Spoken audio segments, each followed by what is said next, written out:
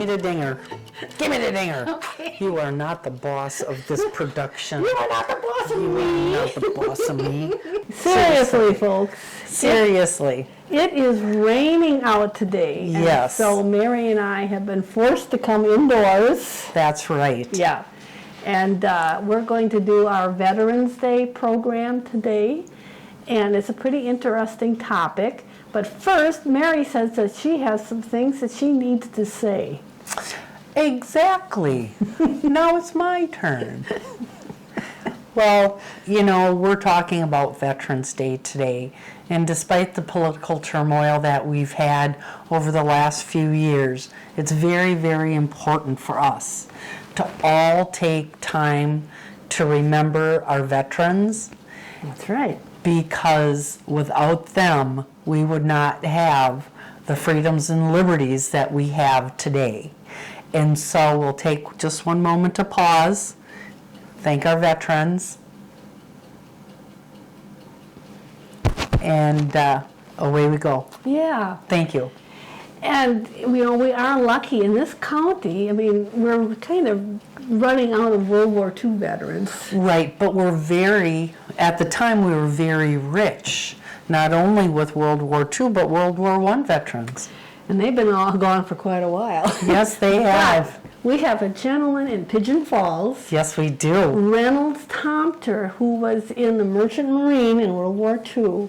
And what is he now, 104, I think? I do believe so, yes. Yes. What? Oh, 105. From the peanut gallery. Yeah, we've been corrected. We've been corrected. Reynolds, if we're wrong on those numbers, we apologize. You've earned every single Yes. year. And if you're watching, good for you, Reynolds. So, like I said, we're inside today, but that's okay. Yeah, it's been a while since we've been inside. Yeah. And Mary, what were you doing this morning before you came? I was playing cowboy. Yeah, she was Playing cowboy. she was loading steers in the rain. In the rain, and they Yeah. behaved so well. I was very impressed. See, I still have all my fingers. Well, I just had this vision of mud and just maybe one of Mary's feet and one of her hands sticking up from the mud. Well, we did have one that hopped the gate. Athletic. He was hanging by his front legs, but I just kind of walked in front of him and encouraged him to go down, and he went down and turned and walked right in the trailer, and the ball game's over. Well, good. I'm glad it went okay. Because Well, I had and- some concerns. Well, and it's not just loading them. Then you have to get them to where they're going, and you've got to make sure that everybody settles in, and it takes time, and you got to monkey, and it never is as easy as it sounds. But you did make it today, all in one piece. All in one piece. And we're very glad for that. Because today I want to ask you, what do you know about like balloons? I don't mean like party balloons, but like big balloons. Like dirigibles or the... Because there's dirigibles are big angular balloons. Right, but and then the hot air balloons. Have you ever seen one of those? I've actually ridden in a hot air balloon. Oh, goodness. Yeah. It was at a dairy breakfast years ago. And did you go somewhere? Yeah, we went up, and then we came back Oh, down. you were tethered. Yes. Yeah, I've been on one that too. Now I have seen some of them. They're all, you know, the balloon part is all prettied up. It's like designed and gorgeous. And then they throw you in a wicker basket. Yeah. Okay, most of them now have more wire type baskets, but you know, it's like really you're taking us thousands or hundreds of feet in the air. A few years back, I got to actually videotape some hot air balloons taking off in Arcadia. Really? Yes, and they're quite impressive. I mean, it's like literally you have to control them. Yeah. It's a challenge. Hey, there's a dirigible. Yeah, and people are probably wondering, what have balloons got to do with Veterans Day? Well, that was because this fall I went down to visit my son Franz, who's in the Air Force, and right now he's at Scott Air Base, which is in Illinois, kind of just across the river from St. Louis. And he took me on base. They had a little museum there. It was very interesting because Scott was actually it was developed in World War I. Okay. And that was when airplanes were kind of made of Paper. yeah, cardboard and cloth. Baler twine. People remember what baler twine, or baler wire is. Very fragile.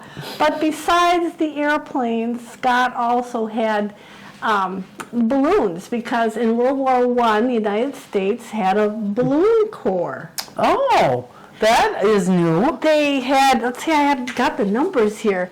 The American Balloon Corps actually had 110 balloon companies, and Wow. each company had one balloon. Huh. And when we think of balloons, like, we think of the hot air balloons. Right, But right. the ones that they really were noted for were these balloons. They were observation balloons, and they were kind of shaped like big sausages. That's the Okay. only way to describe it. But this picture is here at Scott Air Base, and it shows the airplane, and it shows the dirigible, which of course, they said they can be like 600 to 700 feet long. They're huge. And they're full of hot air or gas. Gas. Yeah. That's why they would explode. Yeah, they were risky, but being in an airplane back then was very risky too. I think doing anything off the ground in those days would have been kind of scary. It was. And then down below you see the big The hangar. hangars that they had that were huge. Well, they don't have them anymore down there. I think we've graduated beyond dirigibles and hot Yeah. air balloons for war, anyway. But they had this old poster up there in their museum, and it shows, of course, on the bottom there's the airplanes, the old World War II biplanes, and then up here on the right we see the dirigible, and then this was an observation balloon, and that's the one that looks like a Oh. big sausage. It does. Yeah. A sausage with kind of like A table flax, legs. yeah. Very different. I had never seen anything like that. But that was what Scott Air Base was getting started, and I would think back then, if you were going to be in the Army, what was their Air Corps, you had to have a death wish. Well, I think it would have been maybe high risk pay. I don't know if they got that. Well, I mean, same with the guys who are parachuting out in World War II. That's has pay, man. Without our veterans, you guys, where would we be? And this is a picture from after World War I, but it shows on the left there's a dirigible, and then there is this other balloon here is what we think of as, the balloons like in Wizard of Oz that whisk away. The weather balloon type. Right, and then the sausage balloon is kind of down here to the right. You can't see it very well. But after World War I, they came out with some pretty interesting statistics, and I got to get this right. The American balloon companies in World War I ascended 5,866 times. Wow. And the hours that they spent in the air was like 6,832 hours. That's quite a bit. That's like 3 years of full-time work. And right? and then it 3, said 4. That in all these ascensions and time that they're floating up there, they were attacked 89 times because they were sitting ducks. Well, I mean, I don't think they had speed as part of their No. maneuvering capabilities at that time. Well, the balloons were tethered on a long cable. Oh, okay, so they were kind of sitting ducks. They were. Yeah, exactly right. They were sitting ducks that the Germans would come over in their airplanes and shoot them down. Tried to shoot them down, and here's, you're down here in this basket, and above you is all this In a wicker basket. gas. All this explosive material. Terrible. So they actually had 35 balloons were burned during Okay. the war. 12 were shot down by the Germans. One, however, somehow it got loose from its mooring and floated into the German lines. Oh boy. Well, back then they were more gentlemanly about things like Okay. Well, hopefully that turned out okay, but you kind of doubt it. And what would happen is, now these were used for observation. Here's your typical observation balloon, the one shaped like like a sausage. They would go up on these, they'd be on these cables, and they could be winched up or winched down. And what they would do when they got up there, they were trying to observe what the other army, what the Germans were doing. Keeping an eye on what they're Yeah. up to. So they had to get up there. They were creeping on the neighbors. That's right. Just like putting cameras in the woods. Yeah. Creeping on your neighbors. Yeah. So it said that they would get up there, and of course, like you say, they were sitting ducks. The Germans tried to shoot them down. And if that happened, and they had to jump, out of these things, they were in this wicker basket. They had these parachutes, but they were very rudimentary because they were a pretty new invention. Okay. And they were just supposed to parachute out and then softly float to the ground. Well, Softly float to the ground. yeah, Oh, they said they had 116 times that people had to jump out of those baskets with the parachutes. Well, but having only 12 of them shot down, well, yeah, I mean, so Yeah. somebody was kind of a bad shot in the day as well, and the 35 burned. I wonder if that was because, like, it wasn't like a kill shot that would make it actually fall down, instead it exploded. I don't know, they didn't explain that number. Well, depending on how high they went, Yeah. it's cold. The higher you go up in the atmosphere, it gets cold. And maybe they were trying to keep warm and they started their baskets on fire. That was pretty risky too, because not only did the German planes try to shoot them down, the German artillery would. Oh boy. So they were getting it from all directions. Going up there was like, talk about being a daredevil. Yeah. It's just amazing that people did. And here's a picture of this guy getting ready to go up in this balloon. And I don't know. They call the people that were in these balloon companies balloonatics. Balloonatics. Well, that makes sense to me. And they said the kind that we think of, the untethered hot air balloons. They were really invented in France in 1783, so they've been around for a while. Wow. Yeah. And mainly used for reconnaissance.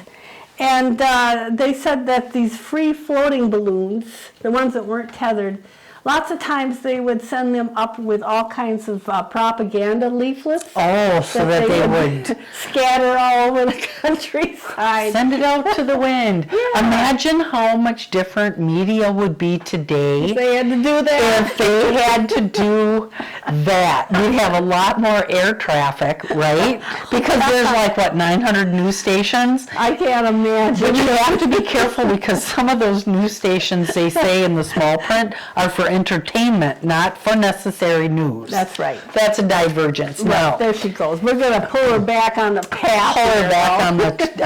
on the path of, this looks like this young man is in an airplane. Well, the rock stars. Oh, rock in stars. World War I, on the German, American, English, French sides were the pilots that went up in these airplanes, because once they were actually involved in flying these airplanes, they said there was something like they averaged a 2-week time before they were killed. Oh, really? Yep, they had a really high rate of, them either being shot down or something going wrong with the airplane, and it was, Well, at that time, Nancy, basic. most of those planes were made from like a treated canvas type material. Yeah, it was like It was a canvas or like cloth. tent material, heavy Yeah. tent material.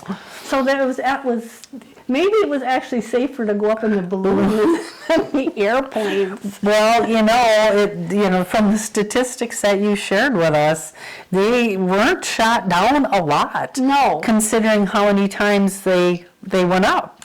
But now the interesting thing was that the Germans also had these balloons. Oh, okay. So the Well, you would assume Americans both sides would have them. were trying to shoot down the German balloons. That's what went on. And this fellow right here, he was Eddie Rickenbacker. He was the leading American ace, which means that he had shot down, I think it was 26 confirmed kills of German airplanes. He was the ace of aces. But then there was this other guy, and his name was Frank Luke. And he was supposedly the second ace of aces for the Americans. And he was from Arizona, and he actually shot down or blew up 14 German balloons. Wow. He was known as the balloon buster. So he was a real ballooniac. He was, and unfortunately he did get shot down and he did die in September 1918. But he again was one of these aces, and they said he was a real obnoxious guy. Well, so he was a balloonatic with an attitude. Well, they said he was very arrogant. Oh. Yeah, but well, he was a pretty good pilot, and up to the point when he got shot down. And even when he got shot down, he wasn't killed in the crash, and he landed over the German lines, and he was crawling away from his fighting till the end. airplane, and the Germans came up, and he rolled over and pulled out his pistol and started shooting. There you go. And he went down, he died, but he went down fighting the whole way. There you go. And you never know how many soldiers he wounded or took out in that final battle we don't really know. Before the ball game ended. So they said that when these balloons went up, they had about a visibility of about 9 miles. Okay. And that was considered, pretty good. So they could really see what the other side was doing, hopefully. Now, I've got to tie this to our county because our county did have a balloonatic. Oh, who was that? His name, and it's this fellow right here, was Palmer Erickson. And he lived up near Osseo. I'm not sure if he was actually over the line into Eau Claire County. It was close. Anyway, he was in the 58th Balloon Corps, and this is his tombstone. He, unfortunately, he died of the flu over there. Oh, really? Yeah, and it was a really sad article I found in the old papers where his brother had come home from the war, and they were just waiting for Palmer every day to come home. Every time they heard the train come into the station, they were looking for him, and then they got the message that he died of the flu. So, that happened a lot. It was very tragic. But 1919. He was a balloonatic, and he was in the 58th Balloon Corps. And I found this picture. He might even be in this picture, because this is the 58th Balloon Corps in Etalon, or I don't know how they say it, France. And they had perfected a new thing here where instead of you having to drop, get out of the wicker basket and parachute, you could just pull a cord and the basket would disengage from the balloon. Oh. And then you would come down with a parachute. Quick release. Yeah. But really by the time they got all this stuff perfected, the war ended. And by that time, the airplanes were getting a little better built, and they were a little more solid and everything. Now, if you weren't in an airplane or a balloon, this is what usually happened to you if you were a soldier over there. You ended up doing a lot of marching. Well, they walked across Europe, really. I mean, they had to walk with these huge packs on their back. They did a lot of walking, and for some people, they didn't like that idea. Well, you couldn't go if you had flat feet. No, I don't know. Because you couldn't march. I don't know that. Yeah, that's probably true.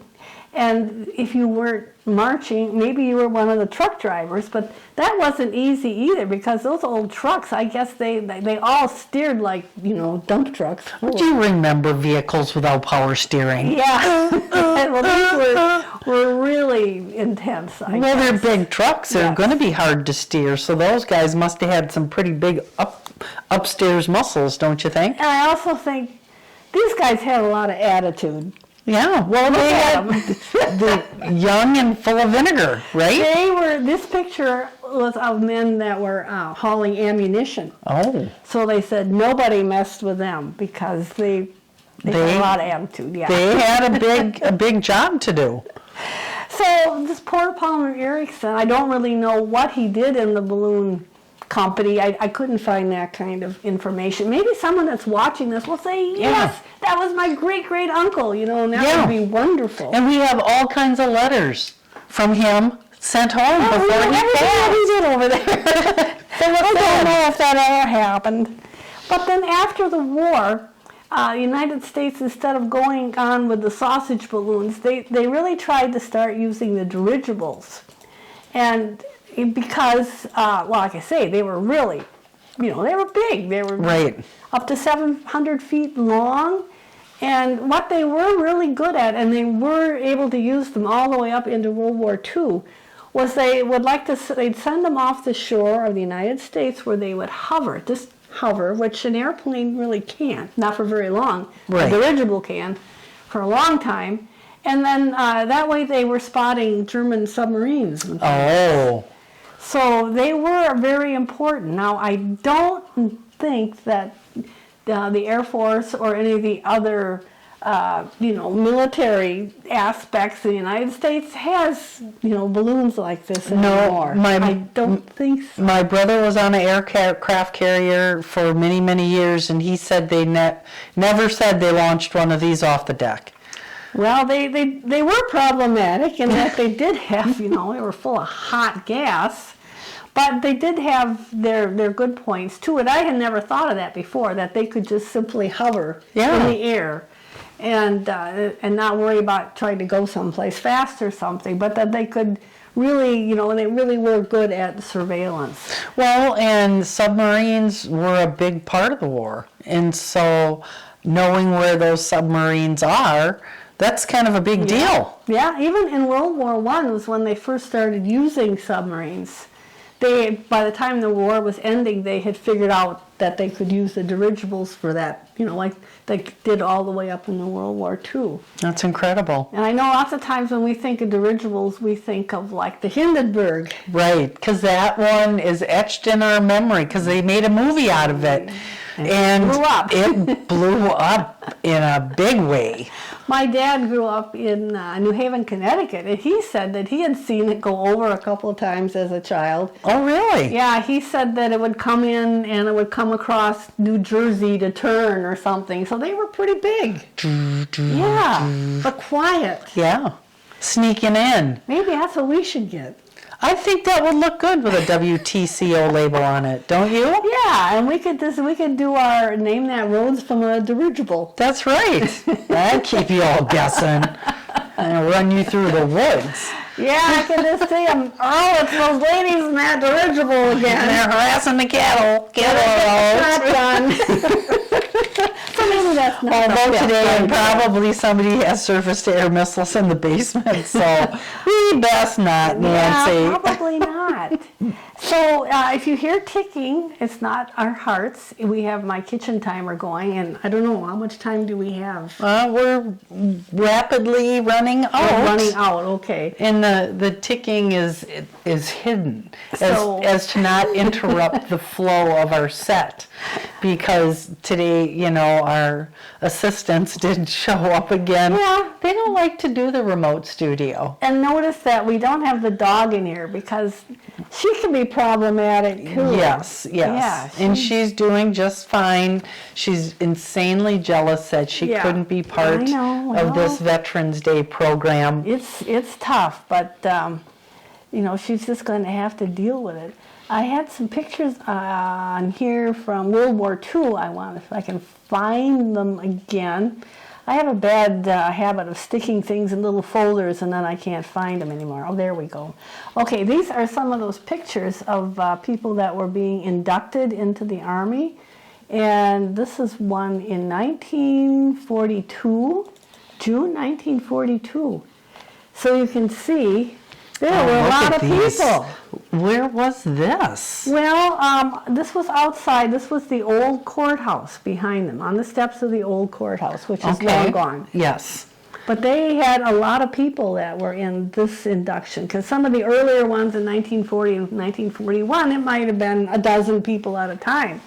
But now you can see that things were really getting rolling here in World War II. And everybody's all spiffed up in some hats and some ties and jackets. And yeah, they pretty much are, because it seemed like in some of the other photos, like, back in the earlier days. Well, here they are with all their suitcases all lined up. They're ready to go, aren't they? Yeah, I like this guy, the fourth from the right there. His sleeves are rolled up and he is ready to boogie. He's showing off a little bit of arm there, boy. So, Wow, but that had to be a major thing, you know, because in all actuality, most of the people in these pictures probably never ventured much out of the county. No, I'm sure that for them, going away like this had to be just really out of their normal, you know, day-to-day what they were doing. Oh yeah, here's the one where the guys are dressed up to go, and what are these guys basically wearing? Well, I bet you there's at least 4 farm boys in there. They Maybe have 5. those good, stiff, new blue Coveralls, yep. don't they? Yeah. Those are the nice ones, and they were probably Oshkosh Bagosh Probably. in the day. Yeah. Because that's what, you know, if you were on the farm, when you went into town, lots of times that was what you wore, was those nice new blue bibs. Yes. And they got lots of pockets. yes, they're great things. I know, They I really know, are. and they're They are comfortable. great. Yep, they and are. they seem to last forever. Now this group must have been in the summer. August 1941. Must have been a little hotter. But again, they are in various forms of dress, and there goes our timer. And this is my favorite one because it's got the beautiful picture of the flag Yeah, in the background. They're in the old courthouse with those fancy old Big tall windows that windows. they had. I remember that Yeah. building. I remember too, because the floor Creaked. Yes, the wooden floor was great. So I think we lost something when they tore that down. It's too bad. I agree. Yeah. I agree. Just like every year as we lose more and more of our veterans. Yeah, we better time. appreciate them while they're here, and not just World War II, but Korea, Vietnam, the wars over in the Gulf. All over the place. Yeah, and peacetime as well. Exactly, exactly. So hats off to all of our veterans. right. God bless and thank you. And we hope you enjoyed finding out about the Balloonatics, and if Palmer Erickson was a relative of yours, let us know. That's right. Yeah, because I thought that was kind of special. And that must have broke their hearts. He was a good-looking guy. He was. Yeah. He was. A very handsome guy. And he must have really had some real courage if he was going to go up in one of those balloons. That's right. Okay, so this is the History Files, and it was our Veterans Day 2022. I thought that was kind of interesting. There's no way I would have ever gone. Are you kidding me? Are you kidding me? No way. I know it.